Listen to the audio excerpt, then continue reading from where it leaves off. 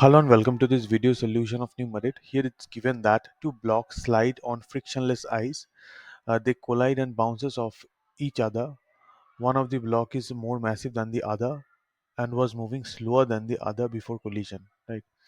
While they're in contact with each other, how do the magnitude of the force they exert on each other compare? Right. So here you have got a bigger block of ice and here you have got a smaller block. Right. And let's say capital M and small m represent their masses. Capital M meaning they're having the greater mass and they're moving with speed, let's say small v, and here you have got the velocity capital V, right? Now after collision, how the forces compare with each other, you have to tell, right?